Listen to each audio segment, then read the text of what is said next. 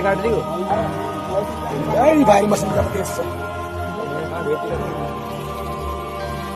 सरेआम पिछड़ी जात के कथावाचकों की चोटी काटी गई, गंजा किया गया, पेशाब छिड़का गया, पैरों में नाक रगड़वाई गई और 25,000 का जुर्माना भी लगाया गया और घोर बर्बर यातनाएं भी दी गई। ये बड़ी और मानवता को शर्मसार कर देने वाली खबर उत्तर प्रदेश के इटावा जिले की है। 22 अप्रैल 2025 को पहलगाम हमला हुआ और फिर सोशल मीडिया पर एक लाइन खूब फेमस की गई, जोर शोर से प्रचार भी किया गया कि आतंकवादियों ने जात नहीं धर्म पूछा, लोगों को धर्म पूछकर गोली मारी।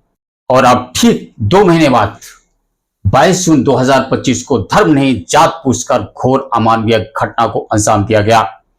पिछड़ी जात के 2 कथावाचकों को जात पूछकर उनकी चोटी काटी गई, गंजा किया गया, पेशाब छिड़का गया उनके ऊपर और महिला के पैरों में नाक भी रगड़वाई गई, बंदी बनाकर रात भर यातनाएं दी गई। इसके अलावा बहुत कुछ और भी हुआ, जैसा वीडियो में आप देख पा रहे हैं और जो वीडियो में नहीं है वो भी हुआ। बाकी सब कुछ आगे बताऊंगा, बने रहिए मेरे साथ।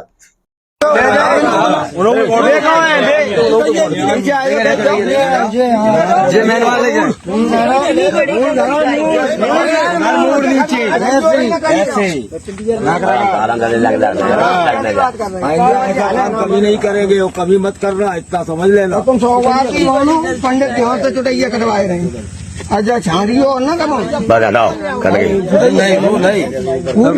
पूरी जान दो चाहिए ब्राह्मणन के गांव में आके तुमने मतलब जो करो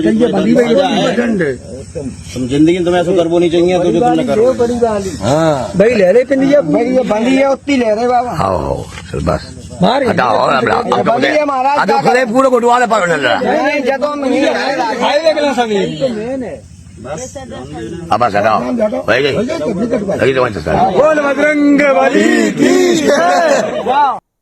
और ये सब किसी विदेशी या आतंकवादी ने नहीं किया, बल्कि देश के ही उत्तर प्रदेश के जातंकवादियों ने इस घोर बर्बर और शर्मसार कर देने वाली अमानवीय घटना को सरेआम सैकड़ों की भीड़ के सामने अंजाम दिया।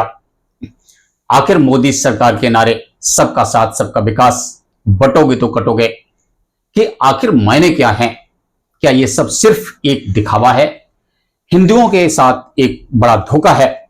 ये सब सिर्फ इसलिए किया गया कि ये दोनों कथावाचक पिछड़ी जाति के हैं, यादव जात से संबंध रखते हैं, इसलिए इन्होंने ब्राह्मण के गांव में कथा करने की जरूरत कैसे की? ये सब आप इस वीडियो में देख सकते हैं। क्या नाम है? मेरा नाम संत सिंह यादव है सर। संत सिंह, ये बताओ जरा मुझे। जी सर। तुम्हारे एक वीडियो वायरल हो रहा है, जी जी, बाल काटे गए। जी, ये कहाँ की घटना है और पूरी बात क्या हुई? ये सर घटना है दानरपुर की। तो वहाँ हम भागवत करने गए, वहाँ से लोग, एक पाठक बाबा और एक साथ में पप्पू महाराज वहाँ के जो मंदिर के हैं वो लोग आए, हमसे भागवत छटाए। हमारे जो है जो मुख्य वक्ता है मुकुटमणि शास्त्री, उनके साथ मैं सहायकी करता हूँ। मेरा नाम संत सिंह यादव है।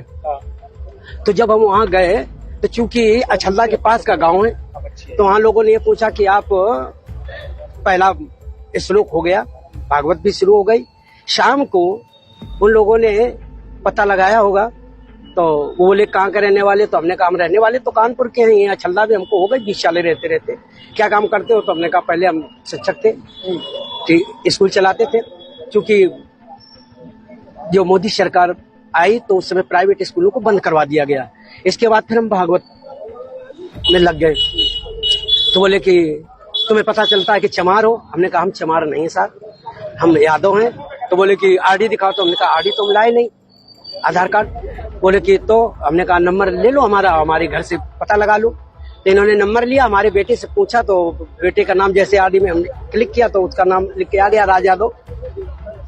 इन्होंने कहा कि साले ये 103 देरी है यहाँ पे ब्राह्मणों के गांव में, तुम यादव होकर के, चमार होकर के यहाँ भागवत कहने आए हो। और इन्होंने बहुत हमें मारकूट करना शुरू कर दिया।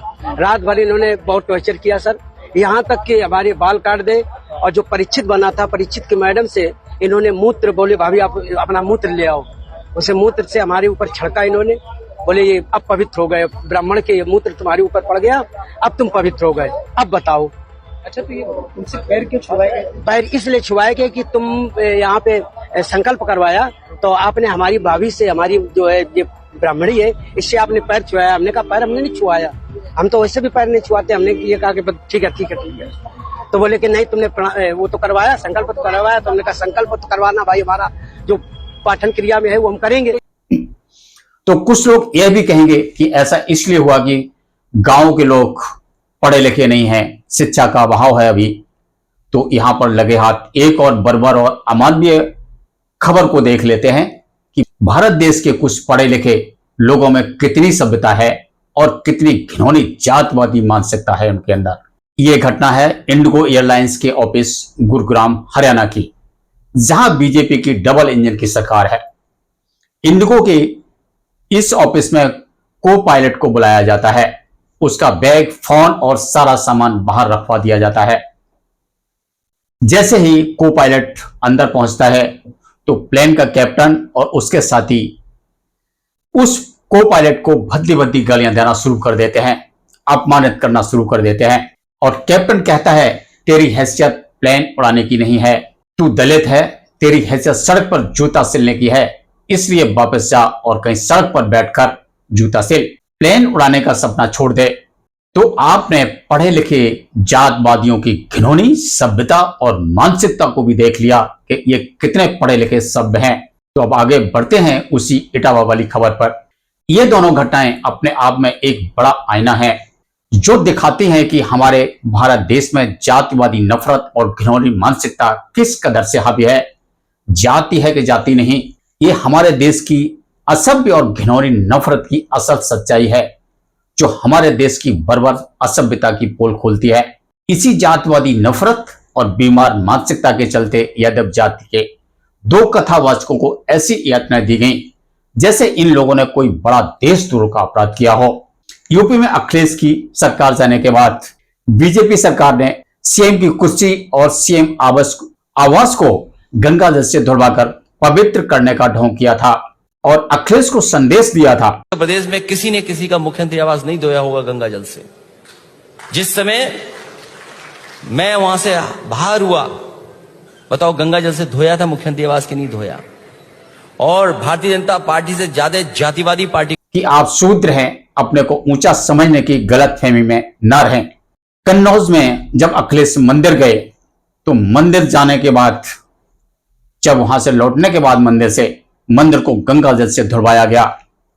तो यह भी एक आईना है जो दिखाता है कि राजनीति एक ऐसा प्लेटफॉर्म बन चुका है जो देश में वर्तमान सरकारें जातिगत भेदभाव, नफरत को बड़े पैमाने पर फैलाने का काम कर रही हैं। यही कारण है कि जातवादी नफरत और जातवादी घिनौनी मानसिकता हर जगह, हर स्तर पर बुरी तरह से हावी है हमारे देश में।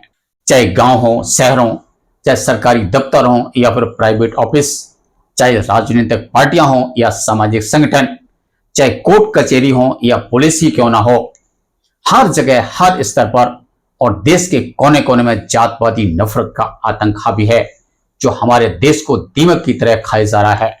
तो अब आते हैं इटावा की शर्मसार कर देने वाली मुख्य खबर पर।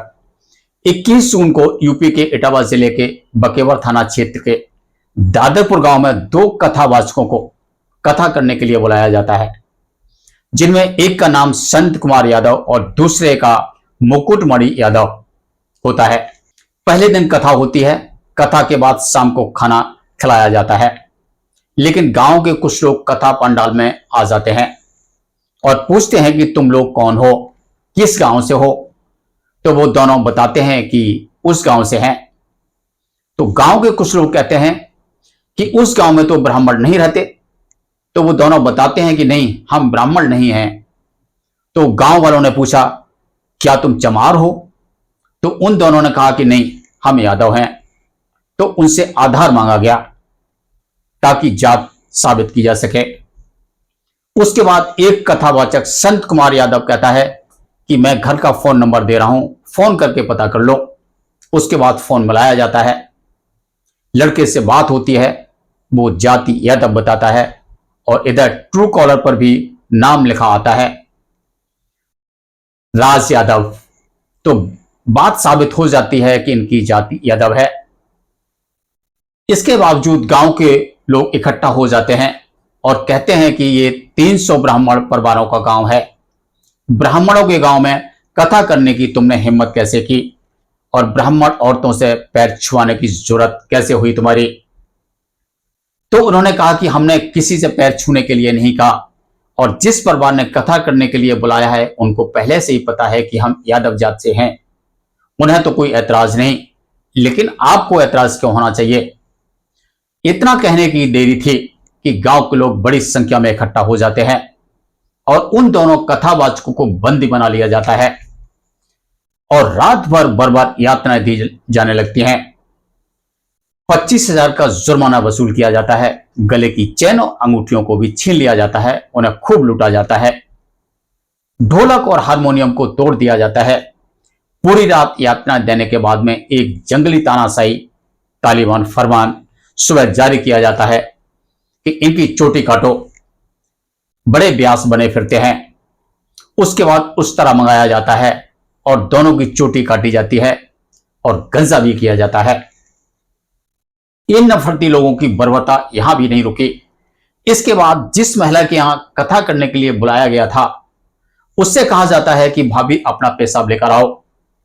वो महिला अपना पेशाब लाती है और उन दोनों कथावाचकों के ऊपर वो पेशाब छिड़का जाता है और कहा जाता है कि अब तुम दोनों पवित्र हो गए।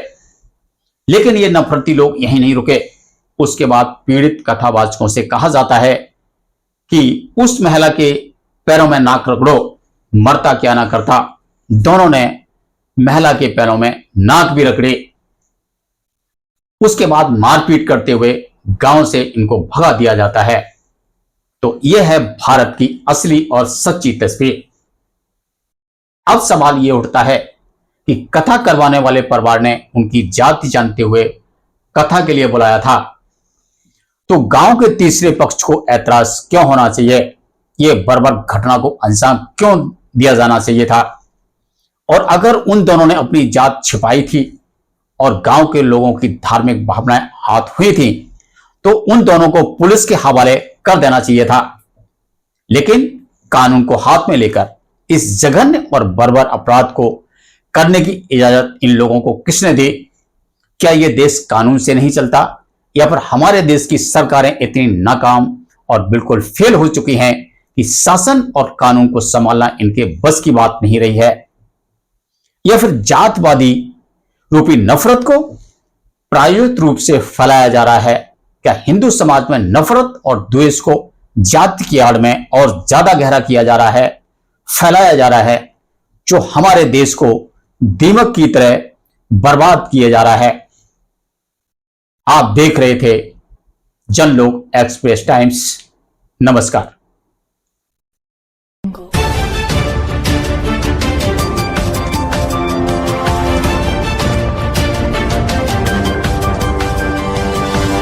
Thank you.